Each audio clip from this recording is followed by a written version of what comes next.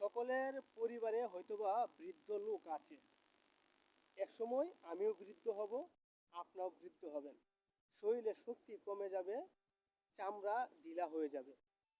এই টান টান চামড়া আর থাকবে না, এই সুন্দর চেহারা থাকবে না, চেহারায় বিস্তৃত আকার ধারণ করবে।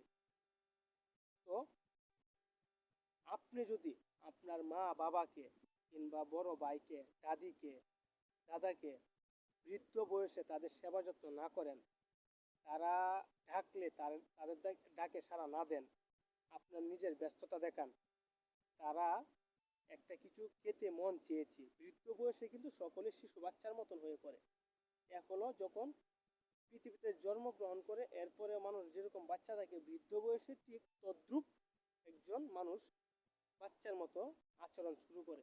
তো তখন তার মনে অনেক কিছু খেতে চাই। হুম এক সময় বলবে আপেল খাবে, এক সময় বলবে কমলা খাবে, এক সময় বলবে পিঠা খাবে ইত্যাদি। তার মনটা যখন যেটা চায় সেটা আপনার সামর্থ্য অনুযায়ী খাওয়ানোর চেষ্টা করবেন। কারণ তারা কিন্তু একসময় আপনাকে খাওয়িয়ে লালন পালন করে বড় করেছে। আজ আপনি টাকা ইনকাম করতে পারতেছেন তাদের অবদানে। আর আরেকটা কথা বলি, আপনি যদি আপনার মা বাবা তাদেরকে সম্মান করেন, তাদেরকে লালন পালন করেন, তাদের পাশে থাকবেন, তাহলে আপনার সন্তানাদিও আপনাকে একসময় এরকমভাবে সেবা যত্ন করবে। এটা নিয়তির খেলা, সিস্টেম অনুযায়ী চলতেছে। কারণ আপনার কাছ থেকে দেখে কিন্তু আপনার সন্তান এগুলা শিখবে। আপনার পিতা মাতাকে যদি আপনি দূর দূর করেন, অবহেলা করেন, কিংবা আপনার তাদের সাথে হ্যাঁ খারাপ ব্যবহার করেন, তখন দেখবেন আপনার সন্তানেও আপনার সাথে তদ্রূপ আচরণ করবে। এটা আপনার পাওনা, ন্যায্য অধিকার। তো এখন দিন শেষে কি বলবো, যাদের পরিবারে বৃদ্ধ লোকগুলো রয়েছে তাদের কলিজা কিন্তু হাহাকার করে।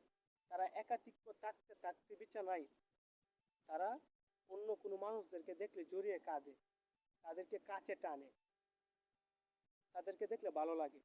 তো বৃদ্ধ মা বাবা তাদের সেবা যত্ন করেন, তাদের পাশে বসেন, তাদের সাথে কথা বলেন, তাদেরকে সান্ত্বনা দেন, তাদেরকে সাহস যোগান।